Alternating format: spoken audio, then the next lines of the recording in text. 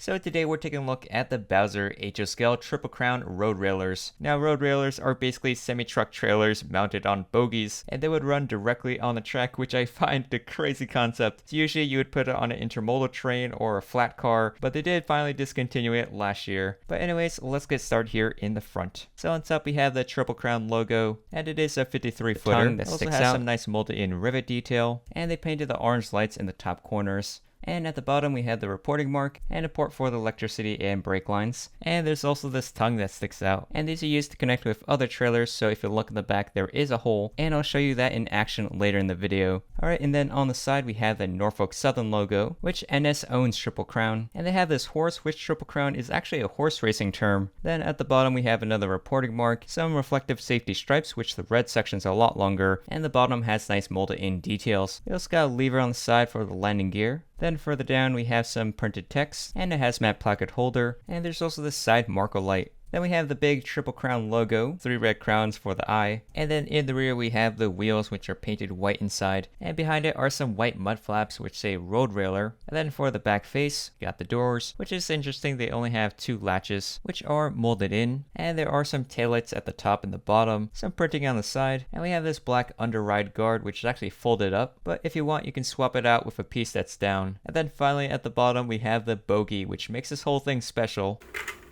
And the other side's pretty much the same thing. And for the roof it has this nice metallic finish, very shiny, and the paint job's pretty well done, but to be honest it does smell a bit like gasoline. Then here's a look at the bottom. It does have that Bowser logo. Now in the box it does come with the raised landing gear, but if you want you can lower it down.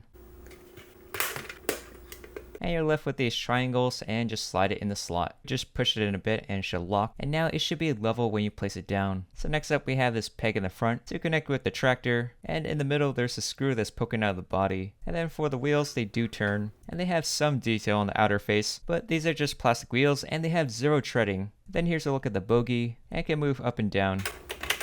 Alright, so I also picked up 3 more Roadrailers. Now this one is a duplicate of the one that we looked at, but this one has a different design with a smaller Triple Crown logo on the side. And for the front it does look pretty similar, but it does have this additional hazmat placard, rectangle on the side, and this little logo. Then in the corner we have the car number and some safety stripes on the side, which is actually just the red sections. And they have different spacing going across. There also are some labels, which is actually just lines, and the Norfolk Southern logo. Now the sidewall has these lines going across instead of the rivets like the other one, and across the side there are these little bumps that protrude out. Let me know if you guys know what these are for in the comment section. And this hazmat placard is all silver instead of white in the original. And then for the rear, there is a gap between Triple and Crown on this one. They also shifted the numbers a bit, and they don't have the NS logo. And the other side's pretty much the same thing. So next up we have the Canadian National Roadrailer. Or actually it's technically Triple Crown, it's just the CN part is grayed out. This is how it looks like originally. So it's pretty similar to the other Roadrailer, just has a 53 on the side, and the text for services is tiny. Now here's a look at the profile view. It does have those same bumps here on the side, and the FRA stripes have a bit of white in between. And here's how the back looks like. Still says CN Roadrailer and even a phone number. And the other side's pretty much the same thing.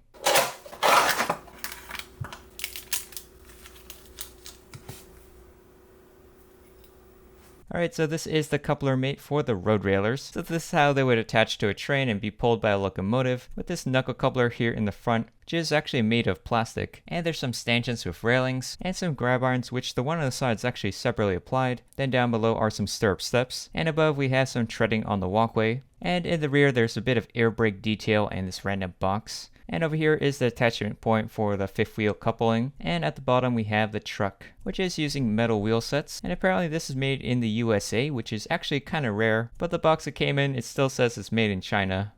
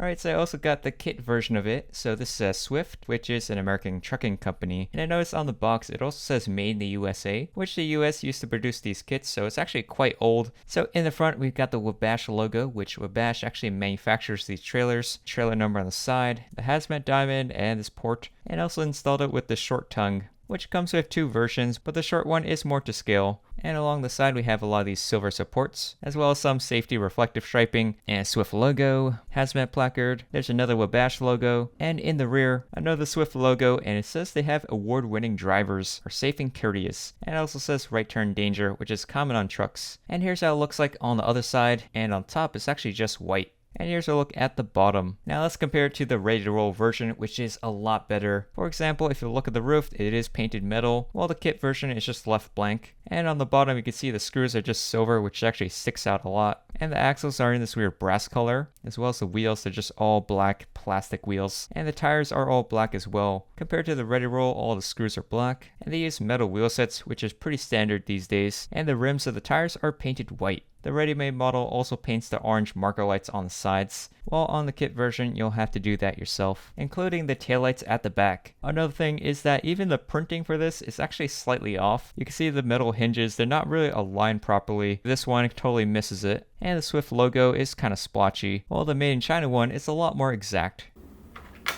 So to connect it to the Couplermate, simply slide the tongue underneath at an angle, and then just drop it down.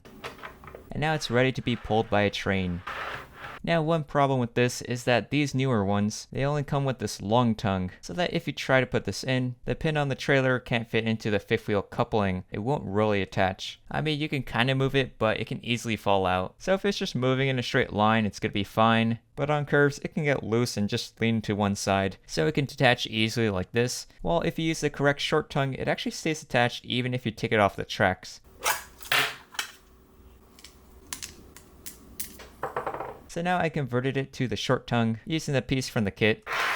And now it can roll just fine, so just be aware of this if you're buying this, although it still seems to sag off to one side. Now what's cool about the Roadrailer, you can see the trailer wheels, they just hover above the rails. And now to connect the second Roadrailer, simply insert this tongue into the slot in the back, which inside is actually a pin, so you have to pull down the truck, and once you get it inside, you can just push it down. And now you have a Roadrailer train. Now an issue I had is that they're all sagging because this first car, because if I make it straight, they all become straight. Now to fix this, just tighten the screw for the Roadrailer, and now they're all pretty much leveled out. And if you want to split these guys up, just simply lift the trailer and pull it out very easy.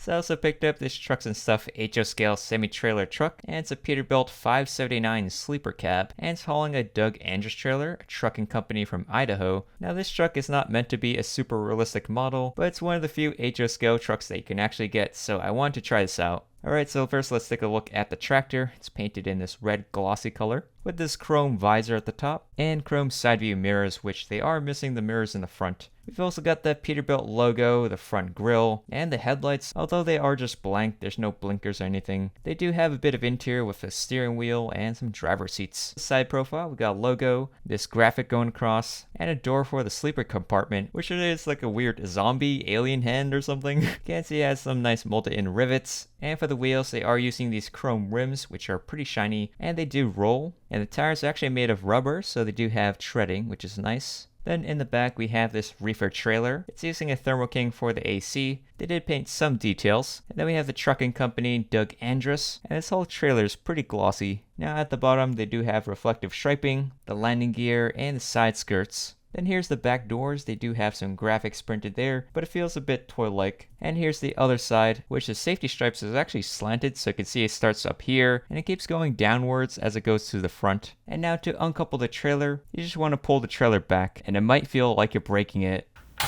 Now here it is by itself. Now you can see the back of the truck. There's some decent molded in details with this silver exhaust pipe on the right. And then here's a look at their fifth wheel coupling. There's also taillights and mud flaps in the back. And then for the underside, they have detail for the drivetrain and these silver brake and fuel tanks. And it gives off their website, diecasttruckmodels.com. And now for the underside of the trailer, you can see they're actually using metal for the pin. And the landing gear, it's pretty thick and chunky. And for the aerodynamic side fins, they are also pretty thick. They also have an air reservoir tank for the air brakes, which is a nice detail. It's kind of hidden. And of course, these are made in China. It says Ton. Maybe that's the real manufacturer. And then here's the wheels in the back. So now in comparison to the Roadrailer trailer, you could just see how much crisper this text is compared to this. And especially look in the back, you could just see how much more realistic this one is. While trucks and stuff is more like a toy. So I wanted to see if the Roadrailer fits in with the tractor. And yes, it kind of does. So it's able to move around with the trailer. Now there is one problem with this, it's just these wheels. They are too big, so there's not enough clearance in the front. So they are going to scrape against each other. The Bowser wheels are a bit smaller, so chances are the trucks and stuff is a bit overscaled. I also wanted to test it with my Athens trailer. And these are not compatible because the pin is just way too small for the hitch plate. So next I tried it with the Walthers, but that will not stick as well. And the same issue with the USPS trailer.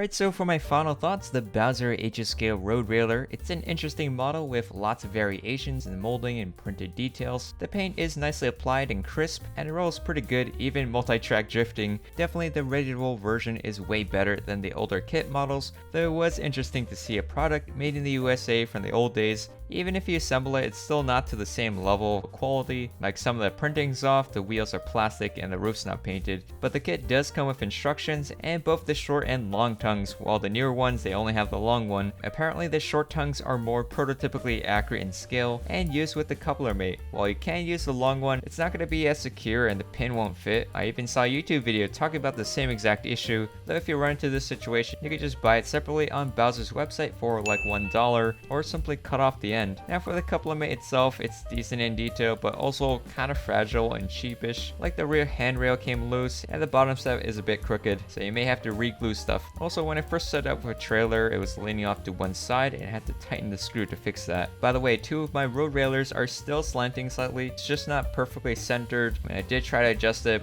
but there's not really any threading to fully tighten the screw, so it's nice but it's not perfect. And lastly, for the Trucks and Stuff semi-trailer truck, I always wanted to try out this brand. I think it's a decent prop for an HO scale layout. It looks good from a distance and even better if you combine it with the Bowser trailer, though don't expect it to be super highly detailed. The trailer especially is a bit toy-like, but it is close enough and not expensive. But yeah, that's pretty much it. I hope you guys enjoyed the video. If you do, hit the like button, subscribe for more, and I'll see you guys in the next one. Bye.